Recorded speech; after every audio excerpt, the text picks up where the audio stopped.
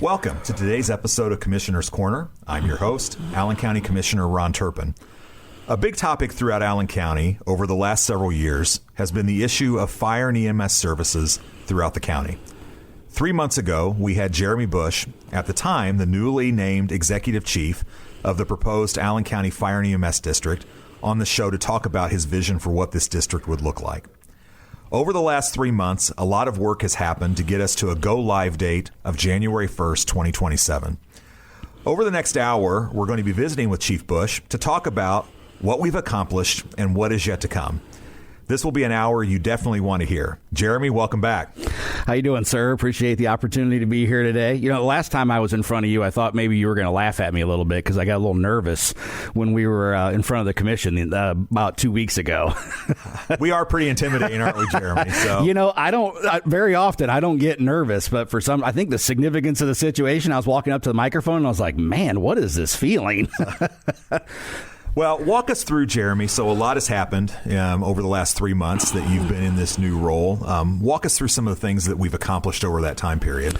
Yeah, I appreciate it. It's been a busy, 3 months. The biggest milestone came on July 10th when the Board of Commissioners voted to approve the unification ordinance. That really solidified the creation of the Allen County Fire and EMS District, made it official.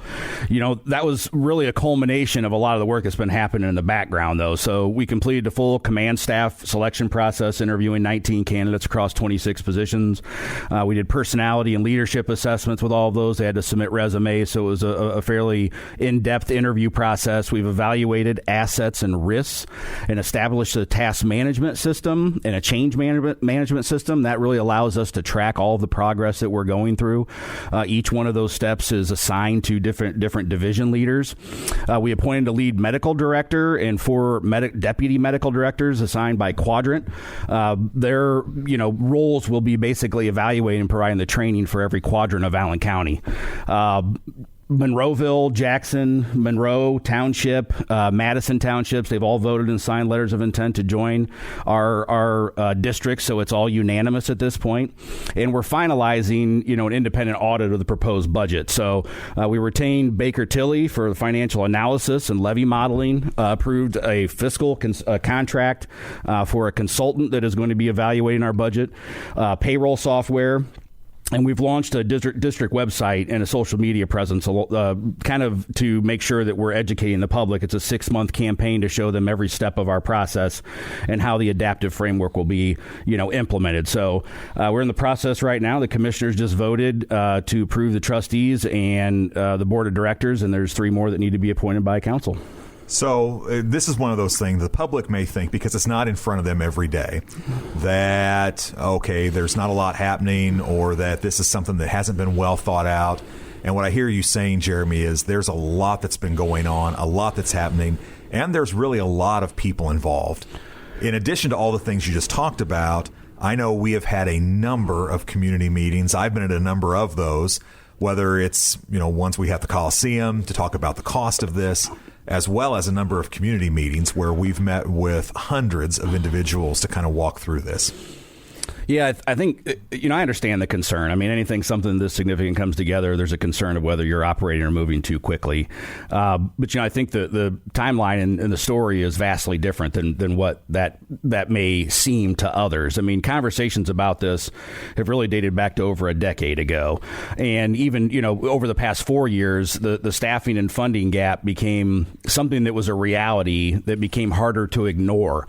And just over the past 12 months, we've had more meetings than I can really count as far as putting this together with, board members and trustees and commissioners, council members. So this was not a decision that was made quickly or lightly. What people are seeing now is really the visible part of it, right? So when we start implementing this plan, the public phase of something that has been studied and debated for years. So I would also add this we talked about this a little bit for the communities out there. that have hit their circuit breaker caps and have a really tough time funding what would be full-time service, professional service. I would say for them that this hasn't happened fast enough. So for us, they would look at it and say, well, why is it taking so long to do this? Well, we wanted to make sure that we were doing it the right way. So that funding gap has contributed to loss of life in this county. That's a reality that we have to face. So on January 1st, it's not an arbitrary date. This is really the point where every community comes together. The district, they get access. Every citizen in the county gets access to professionalized and full-time fire and EMS staff. Yeah, and that is, I'm glad you said that, because this is the one thing I do hear from people most people are vastly supportive of this. They understand the reason why. The one thing I hear is, well, gosh, it does seem like we're moving quickly. However, I do remind people, and I said last week on the morning show, is that this has been over 10 years in the making, as you just said. And it's one that when I talked with someone even yesterday about this, I asked them, well, what do you think another year would prove? For folks in Hoagland and Rowville right now that have voted to join this service, what does a year get them? And the truth is, I want to run government at the speed of business.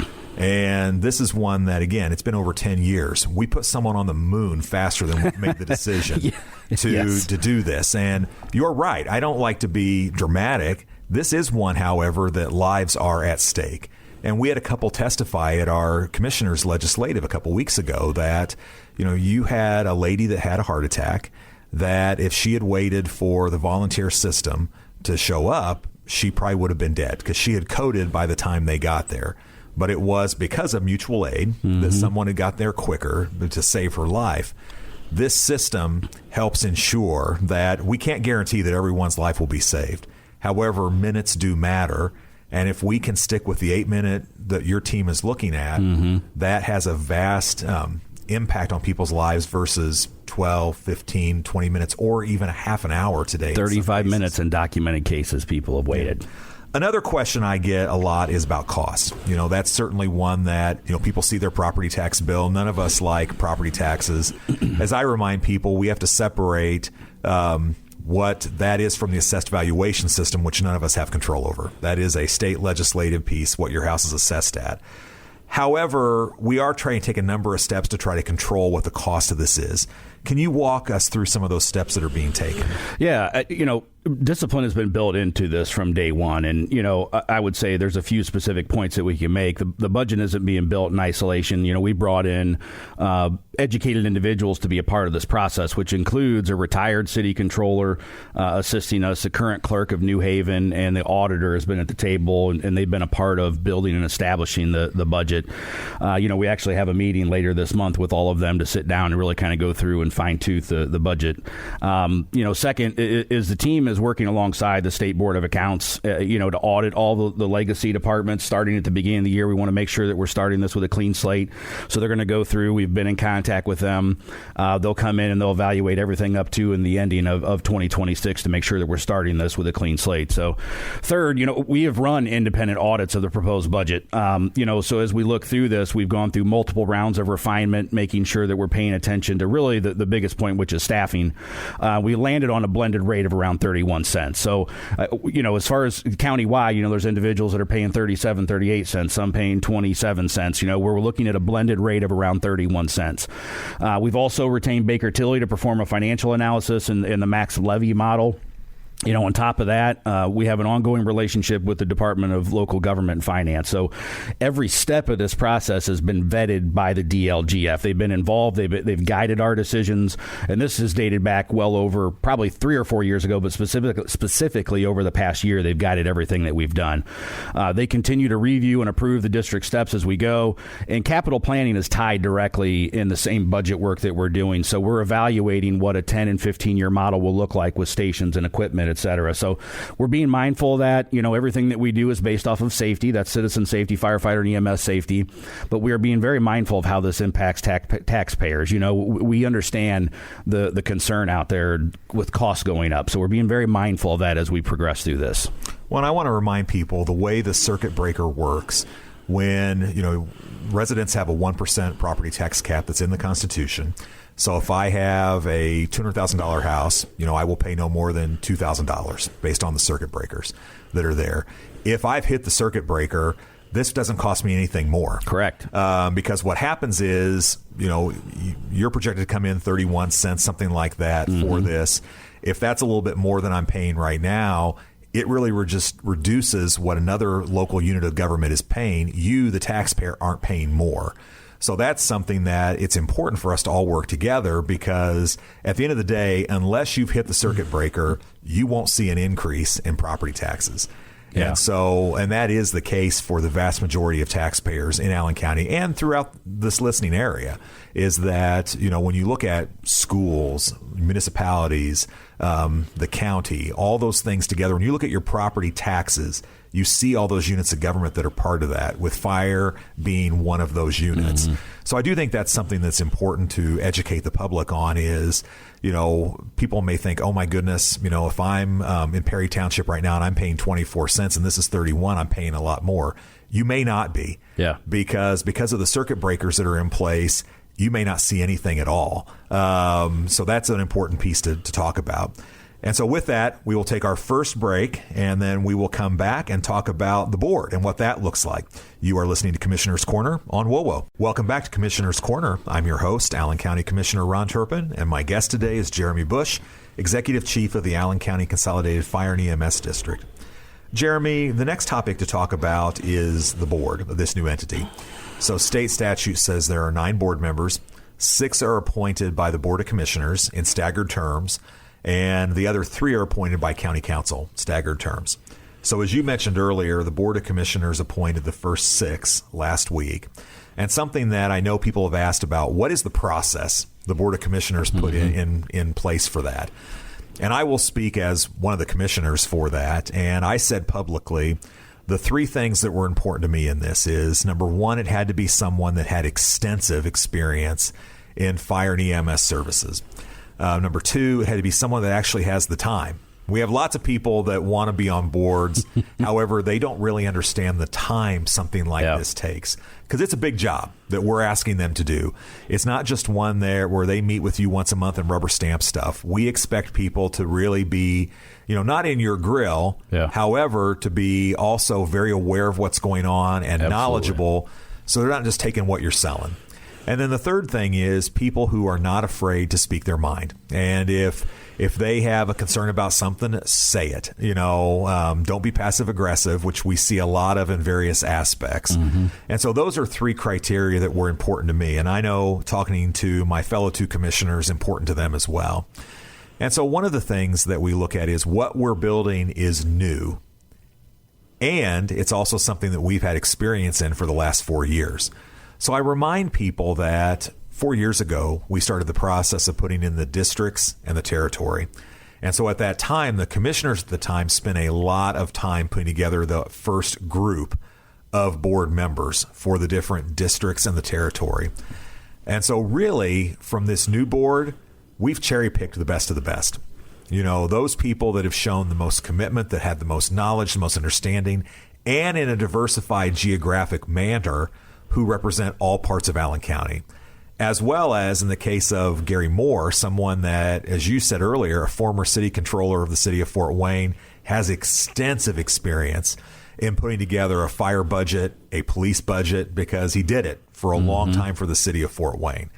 And so those, to me, are the criteria that we've picked people who just don't fill a resume out or who tell us, oh, I've got that experience. They've proven it for a long, long time. So anything else you want to add on that? Yeah, definitely. Compare it to the private sector. If you merge 2 or 3 companies and they're CEOs of these companies, the board of directors doesn't go out there and seek new CEOs because the department and the business has been successful. So they look within that because they took a lot of time, effort, and energy to put that together and to vet who those individuals were to begin with. The other thing, and I think it's important, we have individuals that are involved in this process that aren't afraid to ask questions. We do have a lot of folks from the outside that have a lot of concern or questions. and they line up around the corner without coming with solutions or opportunity to show us, well, what's a different alternative route, right? So those positions are all filled. We have the questions without solutions positions filled. But ultimately, when it comes to the board of directors, the board of trustees is our governing board. They're the ones that oversee everything. Their job and responsibility is to provide fiscal oversight, approve the budget, set policy, hold the administration accountable, including myself. So the experience matters with these individuals because the district it's not built on a blank page. These individuals have all of the knowledge and the tools necessary, hundreds of years of experience in putting these things together. And there isn't an instruction manual for how we do this. When you look through the state, they've given us guidance, they've given us legislation as far as framework, as far as budgets are concerned, but there wasn't really a guiding manual for us to put this together, and it's a fairly extensive process.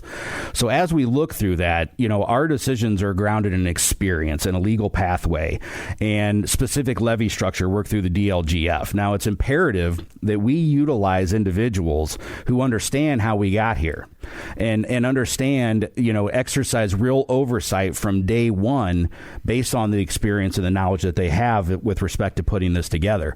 If we bring new individuals in here that I'm not necessarily convinced will have any more knowledge or experience, we have to educate them on everything that we've done from the start of this until now. The individuals that are currently involved, they know the commitments that were made to the communities and why. They have a continuity that protects both the taxpayers and the mission that we're trying to accomplish. These individuals have sacrificed their time, effort, and energy to be a part of building something that is ultimately going to save lives. And those individuals are experienced in what we're doing. So I think it's important that we be mindful of that as we move forward. So one of the things we've talked about, this will go into effect January 1st of next year, 2027. If you live outside the city of Fort Wayne, what changes would you expect to see out of this? Well, the biggest thing, it's maybe a little boring, but it's consistency. That's the problem that we've had is there's no consistency within the system. So we want to enhance life-saving care.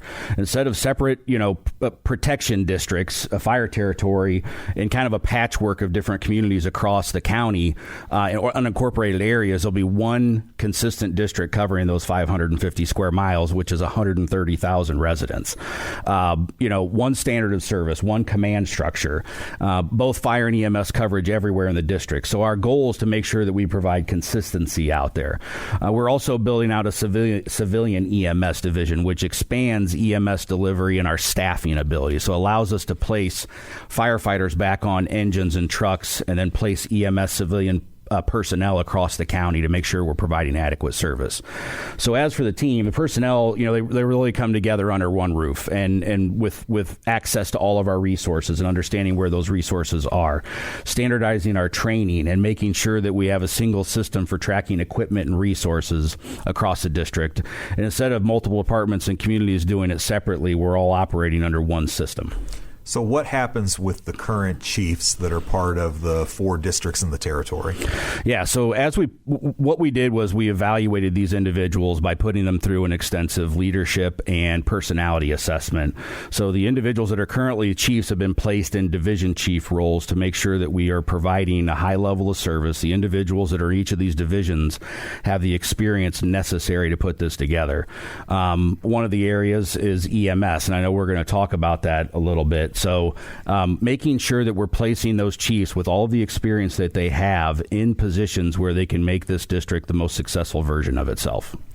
So speaking of that, our model is a little different. If you looked at the city of Fort Wayne, for example, it's fire only. Yeah. EMS is not done in the fire station. It's done through TRA, and we've talked about before in here some of the issues with TRA in the past, good and bad that are there. Why do you feel it's important to have EMS embedded with the fire?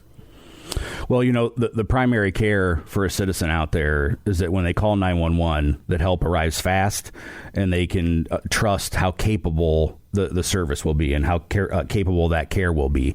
So the majority of our calls, and really in any modern fire department, is medical. So putting EMS in the same station with fire means that the closest trained responder gets there first. So, whether this is an emergency for a cardiac arrest or a fire run, we have the closest unit available to respond to those incidents. It also means shared training and shared protocols. So as we look through this process, we have EMS directors that are going to be evaluating the system and making sure that we are on the cutting edge of providing the level of service that is necessary for our constituents. One of the stories that was done the other day, Northwest Fire District right now is utilizing what looks like a full-size bag to cool patients down when they respond to heat emergencies. This is kind of some cutting-edge stuff that exists out there. So by making sure that we're integrating EMS within fire, we're providing the highest level of service to our citizens when they call 911. That is the model out there that works, and for us, using that system and building off of what others have built is the most effective tool. Well, I do know that in talking with you and others on this, that EMS is one of our biggest needs, because it's one that trying to get the trained folks, how do we get a good work environment for them? So I know that I've heard that TRA is typically at a level 0, which means that there's no extra capacity. So if there's an emergency in the city of Fort Wayne, they're at level 0, TRA may not be able to get to them for quite a while. And so making sure that we have enough EMS personnel throughout the largest geographic county in the state, that they are put in different areas, spread out enough that when you make that phone call, they can get to you quickly. So building that out is a massive task that your team Absolutely is taking on. It is. So with that, we will take our next commercial break, and when we get back, we'll talk about kind of that footprint of what we'll build throughout Allen County. You are listening to Commissioner's Corner on WOWO. Welcome back to Commissioner's Corner. I'm your host, Allen County Commissioner Ron Turpin, and my guest today is Jeremy Bush, Executive Chief of the Allen County Consolidated Fire and EMS District. Jeremy, I always remind people that Allen County, if you've ever driven it, is huge. 660 square miles. We are the largest geographic landmass county in the country east of the Mississippi. Mm-hmm. So we're typically 2 to almost 3 times bigger as far as geography than other counties. So the task that your team has of having rapid fire and EMS services is a big one. One of the things that we've talked about in the past is that I hear questions about as well, is that how do we make sure that we have stations, that are adequate to man that? Because your team's goal is 8-minute response time, mm-hmm. right?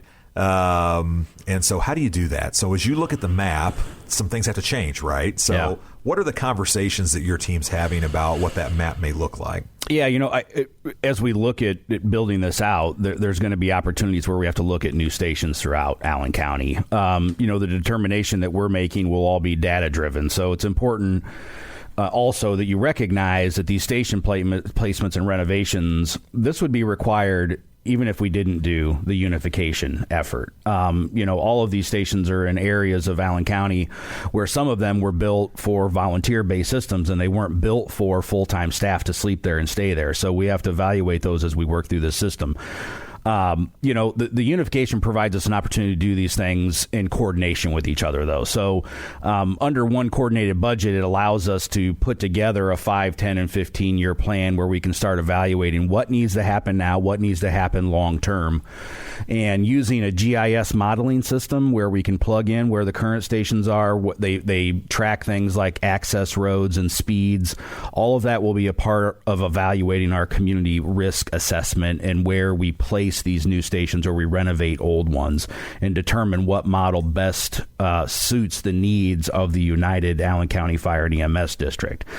The long-range planning and the data will really drive all of those conversations as we continue to evolve through this. Right now, we're currently getting 2 different GIS surveys done to make sure that we have one, and then we verify it with another, trust but verify. And our planning accounts for what ultimately should happen, which is automatic aid relationship with the city of Fort Wayne. It doesn't make any sense for us to build a station a mile away from another station. So we have to evaluate the entirety of the system, that 660 660 square miles also includes the city of Fort Wayne. So as we look at building out and we look at renovating, we will also consider how those stations work within proximity to stations within the city of Fort Wayne. Right. Well, and it's you kind of alluded to this. So one of the things that I know your team's looking at is, and something that I'm focused heavily on, is the future. Yeah. I'm always looking out, not just next year, but 20, 30 years out of what things will look like in the county. The demographers tell us that we are growing rapidly, and that, you know, we're currently at 403,000 in Allen County, that 450,000 by the mid-2030s is very possible, with us being close to 500,000 by early 2040. And so we're not that far away from it. So I know your team's also looking at not just today, Yes. but looking at what will Allen County look like 20 years from now. And if we build these stations, if we enhance these stations with facilities for overnight stays, and also things that, you know, we have female and male firefighters in EMS. A lot of our stations, even if they do have some small overnight stays, may have one shower. Correct. You know, they may have one sleeping area. Well, that doesn't always work, you know, for a variety of reasons. So how do we really look out there? And that's a challenge, you know, using data to look at that growth. And that's where your team works with our team to say, as we look at growth, the All in Allen plan, the growth we see coming in housing and industry and things like that, how do we ensure that growth is happening responsibly? And we're very fortunate, you know, with technology, you know, you track with heat maps, and we have some information out there that we can utilize long term. We've even met with consultants for station builds, just to make sure that when we make these decisions further down the road, that we have that information when we're putting these things together. So you mentioned earlier that there's a lot of different parts. We have 20 townships throughout Allen County. However, there's a couple that are not part of this. So the city of Fort Wayne and then St. Joe Township, who gets their service from Fort Wayne, they are not part of this consolidation. How does your team interact with them starting January 1st? Yeah, I think that, you know, our goal is to ultimately have automatic aid with the city of Fort Wayne. That's what makes sense long term for taxpayers, for firefighters, to serve the entirety of 660 square miles and work together. And we're not strangers with each other. You know, we do have a good working relationship. You know, we have individuals in constant contact with chiefs within Fort Wayne. So I think they're aware that that would be an ultimate goal. You know, we have several steps that we need to walk through before we get to that point, but that is something that we believe needs to happen, you know, sooner rather than later, to make sure that we can include that in any modeling system as we move forward. Because again, that's going to be the best utilization of taxpayer money, is to make sure that we're vetting all of those decisions with where every station across Allen County is currently located, regardless of some invisible line. Well, and I don't think people realize on the concept of mutual aid. You know, I know firefighters and EMS passionately believe in service. So if that call comes, they're ready to go no matter where it's at. So one of the reasons I started this show was to inform the public and address any potential misinformation. You know, we live in a world that social media can be great, and it also can feed a lot of misinformation that's out there. We've talked about some of the issues that are out there, speed, cost of this. What other issues do you hear out there that are common misperceptions or misinformation? Yeah, you know, unfortunately, there is an opportunity for public narratives to gain momentum, and they aren't necessarily always based off of facts. They're based off of fragments of information that people receive. And there's individuals out there saying publicly that they support unification. You know, I don't really think that their actions necessarily coincide with somebody that looks like they're supporting unification. You know, they've questioned our studies and our budgets and challenged legal framework. They've created doubt from the outside about decisions that have already been vetted and discussed and through our established processes. You know, they've raised a doubt from the outside about those decisions that have already been made, and the public really deserves to know the truth with respect to that. And we built this district in the open, you know, by people with experience to build it. Hundreds of years of combined fire and EMS experience sits in our board tables. You know, as you mentioned, over 20 communities, township trustees who voted unanimously, mayors, commissioners, council leadership, fiscal experts, firefighters who have spent countless hours in putting this together to make sure that we're doing it the right way. And as we look at that, since January, there's been more meetings than I can count. I don't, at this point, I don't even know what the multiplication is. And one of the loudest critics out there was invited to those meetings, and they've attended 2 of them. We asked in the room if there were questions, and they didn't have any. They were offered one-on-one time with the budget, with our command structure, and long-range projections were offered. Standing invitations from board members and commissioners to pick up the phone, and they've gone unanswered. So when those same voices tell the public that there's no plan, that there's no budget preparedness, legal grounds, and this is all moving too fast, I would just say that the confusion that they're describing is really a result of their own choices, not a failure of our process. I don't think that you can claim that you're unaware of what's happening while being absent from nearly every avenue that has been offered to you. So, and I notice what has been missing from those narratives that are created out there.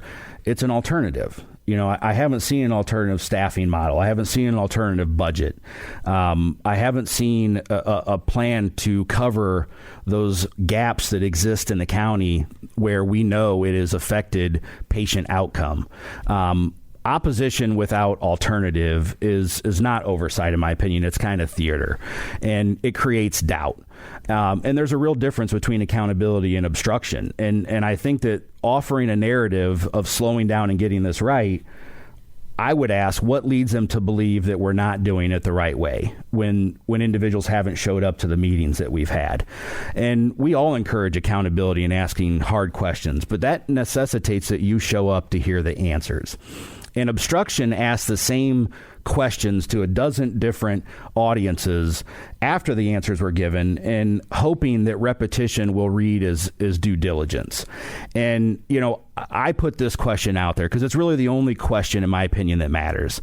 And do you believe that individuals in Allen County's area of 660 square miles are at risk because of insufficient coverage? So if your answer is yes, that there is risk out there for our citizens, then the only path, a logical path, is to help us fix it, not work from the outside to slow us down or undermine the people that are doing the fixing.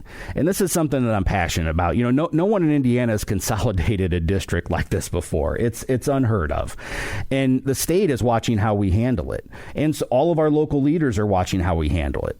The people building this have earned better, in my opinion, than having their integrity questioned at every step of this process.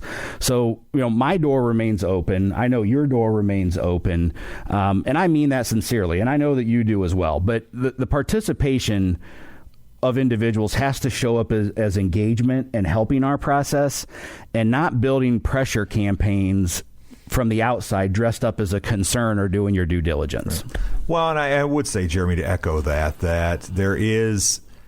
questions are good. Yes. And I look at my calendar last year. I did over 200 community forums, and I will surpass that this year. So, I certainly, this show's one reason. Every Tuesday with Kayla is another avenue that, you're right, it is to help educate the public and be open for comments. I do think, though, and there still are questions that have to be answered. There's Absolutely. No doubt about that. Yeah. We do, however, I spent my career in finance, did lots of mergers and acquisitions, lots of different strategic efforts, and we can get to a point where we are in paralysis by analysis, where we try to get so much into answering every question perfectly that we don't do.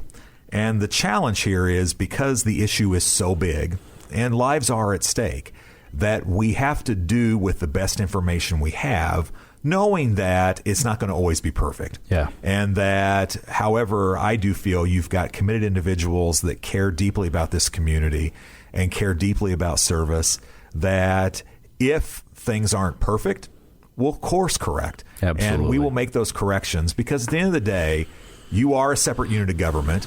However, it's a unit of government whose board members are appointed by elected officials.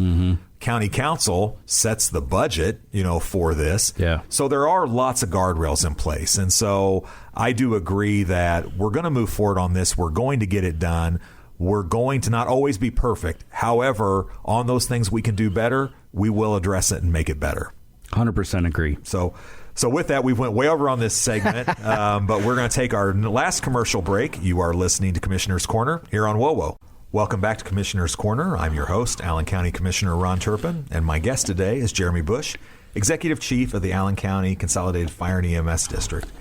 Jeremy, we've talked a lot about January 1st, and there will be a lot of things that still have to happen.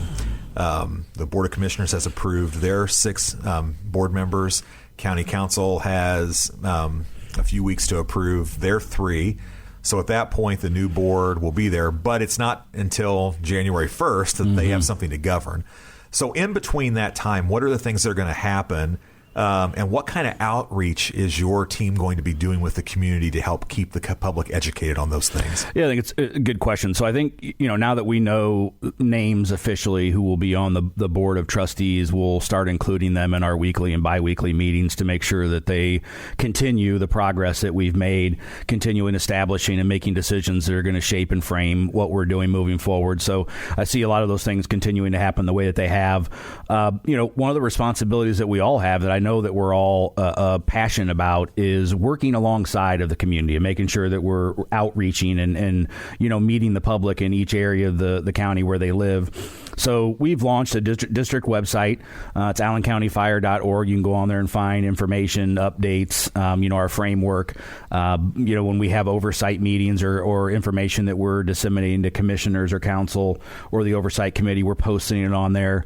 So we want to make sure that we have a presence out there so people know where to go access information. And another part of that is making sure that we go out and we have community engagement events, which you have put together, kind of commissioners' night outs, and we're going to do next month. Yes, that's right. We're going to piggyback off of that a little bit. We're also going to go have additional events out there in the community. So making sure that we're going out, we're engaging, we're listening to individuals that, who this is going to affect. We've had a lot of positive feedback, as we talked about individuals that have shared their stories about how this service has impacted them. On a lot of these events, they've showed up and shared that story with others. And I think that's very impactful to know that the decisions that elected officials are making do have a direct impact on people's lives. And this is one of those areas where it's shown more than any other place. So to me, continuing to engage, continuing to have conversations with the community, making sure they're aware and understand what we're doing. And it's difficult to reach, 400,000 people, but we need to do our part, making sure that we're putting the information out there. And then when we receive questions, we have an opportunity to engage with the public and make sure they're aware of what's going on. So a lot of events are planned. A lot of information is going to be sent out there. And our hope is that, the community continues to stay up to date on what is the ongoings of the unification effort. So we've talked about a number of the challenges that have been before and that we've had to kind of get us to where we're at today. So January 1st happens. You now have a consolidated district. You've got one board. You're the executive chief at that point. What do you see the biggest challenge being as we turn the calendar to the 27? The biggest challenge, and it's one that definitely is the most important, which is staffing, without question. So, we have formally evaluated the risks of the district. Firefighter safety, citizen safety is at the forefront of that. It's kind of at the top of the list, alongside the declining volunteerism that exists out there. That's not just unique to Allen County; it's across the country. So the strains on our EMS capacity. You mentioned the level zeros from TRA.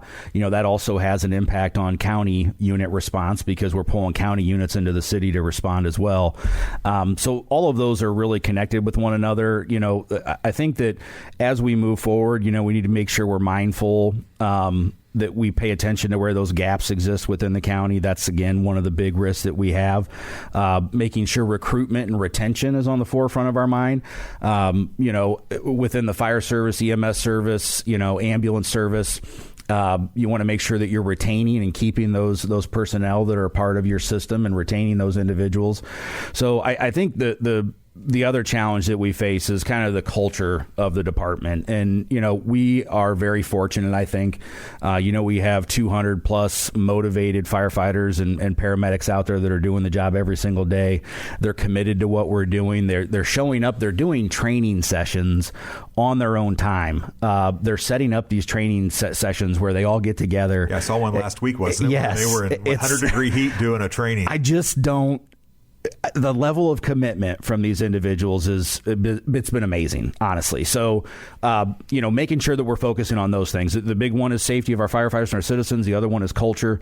I think we continue to evaluate those things, making sure, the biggest way I think that you overcome those things is through communication. And you said this, we're not without faults. There's going to be some mistakes here and there. You try to minimize what those are and do it better the next time. I really do think that we have highly motivated individuals that will make this system successful. And I'm pretty excited about that opportunity. So one of the things, you mentioned this earlier, that obviously we're moving from a volunteer-led system to more of and these are all professionals. Right. It's just, we have unpaid today and we're moving to paid, right? But there still is a role in this new system for volunteers, isn't there? Yeah, what does that look like? So we've talked about this. We've met with individuals in Hoagland. We're going to set up another meeting with individuals in Monroeville and other areas of the county. We want to make sure that the volunteers are staying involved and engaged. And we're starting to develop systems where individuals can be involved in interior attack. They can be involved in just outside operations. And then we'll have another level where volunteers can show up and help out around the station, et cetera. And, maybe be a part of parades, all of those things that have been integral in those communities being built together. So we're trying to build a system that has volunteers involved in that process and making sure that we're addressing their concerns. Because again, these volunteers are coming from communities that this is like a part of their family, right? The local fire station is a part of their family, and they show up every day. They're working and having fundraising opportunities together. So we want to make sure that they understand, that everybody is a part of this system. We will continue to work together like one family, and as we continue to progress through this, they'll be at the table being a part of those decisions and discussions. I think that's an important thing. When I did my morning show segment last week, one of the questions so Kayla gets text questions in real time as you're doing the show, and one of the questions someone asked was about community feel, right? So if I live in a certain part of the county, and I live in Leo Cedarville, and so wait a minute, you're taking away my community identity, right? Your team's goal is not to lose that community identity at all. No. Yes, it is part of the Allen County Consolidated District. However, there still will be that local presence that's there. It's little things like making sure that you keep Hoagland on a fire truck, right? We'll have an Allen County patch on there, but that local identity is extremely important. Yeah. So this always goes faster than we expect. It right? does. I mean, it's one of those things that I always tell our guests that even though I over-prepare for questions, I never get to them all. So this is always one. What other things in the last couple minutes that we have would you like to share with the public about what's going on and what they can do to help? Yeah, I really want to emphasize that this district exists for one primary reason, and that's so no family in Allen County has a different chance of survival based off of which side of an invisible line that they live on. The funding gap in parts of this county is real, and it's cost lives, in my opinion. Fixing that took a decade of conversations over the past 4 years of serious work, and the courage, in my opinion, of local leaders, elected officials, township officials, and volunteers, career personnel who have put the mission that we're trying to accomplish above control. And I don't think that can be overstated. The volunteers, they've carried this county for generations. And I think the district will honor that legacy and needs their input in the future. To every resident out there, come to a town hall, visit our website. Ask us anything. Be engaged. We have a responsibility to protect our citizens, our firefighters, and our EMS professionals. And everything that we do works back from that priority. So I appreciate the opportunity, Commissioner Turpin, and thank you to the people of Allen County for trusting us with this responsibility. Well, and Jeremy, thank you for being back with us. Yes. I appreciate that. And we'll have you back on in the future, too, as we move further, because this is a big thing, and it's important to keep the public educated. We appreciate you giving us an update on this. Hopefully, the listeners, you've learned something new today. It helped fill in some maybe questions you had, and hopefully we answered those questions for you. Jeremy, as always, I want to thank you, my friend, for coming in and the service you give to the people of Allen County. What you and the team do is important to us. This is Allen County Commissioner Ron Turpin, and you have been listening to Commissioner's Corner on WOWO.